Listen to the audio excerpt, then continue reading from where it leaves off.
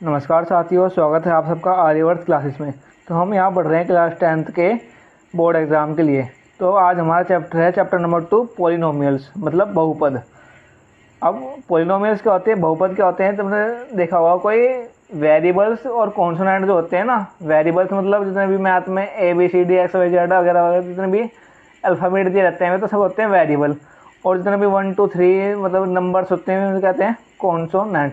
तो जिसमें भी एक या दो से ज़्यादा टर्म्स होगी जिस इक्वेशन में, उसे कहा जाएगा क्या, बहुपद, पॉलिनोमियल्स। ठीक। अब एक क्वेश्चन है द्विघात बहुपद। द्विघात का मतलब होता है जिसकी पावर 2, हाईएस्ट पावर क्या हो उसकी 2। तो एक बहुपद दिया हुआ 3x² - x - 4, इसके मैं शून्यांक ज्ञात करने। शून्यांक का मतलब होता है जीरोज। अब जीरोज समझ गए होंगे, जीरो मतलब ऐसा नंबर, एक्स की ऐसी वैल्यू निकालनी कि जो हम इस इक्वेशन में अगर पुट करें तो सारी की वैल्यू क्या हो जा, जीरो हो जा। तो हमें दिया हुआ है, दिया गया बहुपद क्या है 3x² - x - 4। ठीक। तो हमें एक्स की ऐसी वैल्यू निकालनी है जो क्या करे, इसकी पूरी वैल्यू को जीरो कर दे। तो हम इसे कैसे करेंगे, देखो इसका गुणनखंड करेंगे। गुणनखंड क्या करते हैं,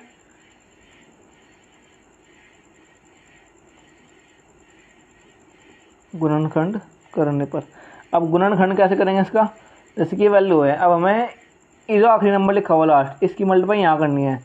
मल्टीप्लाई करके आना चाहिए क्या 12। और फिर ये साइन देखना, ये काय का साइन है, माइनस का। माइनस का करना चाहिए जहाँ पे इससे कोफिशिएंट क्या है 1, कोफिशिएंट मतलब से गुणज क्या है 1। तो मतलब ऐसा नंबर जो मल्टीप्लाई करने में तो 12 हुआ और माइनस करने पर 1 होगा। सोचो थोड़ा, जो मल्टीप्लाई करने पर 12 और माइनस करने पाओ 1, तो वो नंबर क्या हुआ 3 और 4, 4 से 12 और 4 में 3 का है 1। तो बस लिखेंगे ऐसे, देखो ध्यान से, 3x² जुगा तो माइनस के इसे लिख सकते हैं हम 4 - के 3, और ये x जो है यहाँ बच गया, ये माइनस के 4 जुगा तो इक्वल टू मान ली इसकी 0।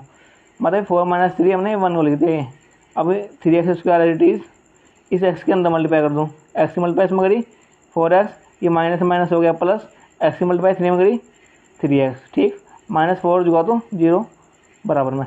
अब देखो 1 2 3 4, 4 टर्म आ गई यहाँ पे, तो हम दो दो के पेयर बना लिए, एक पेयर ही हो गया, एक पेयर ही हो गया। अब इनमें से कॉमन क्या रहा, कॉमन मतलब जो दोनों में रहो, x है ना, x आ गया दोनों में। यहाँ पे क्या होता 3, अब यहाँ पे x² था, x बाहर आ गया तो x नहीं बच गया, और यहाँ से x तो चला गया बाहर, तो केवल बचा 4।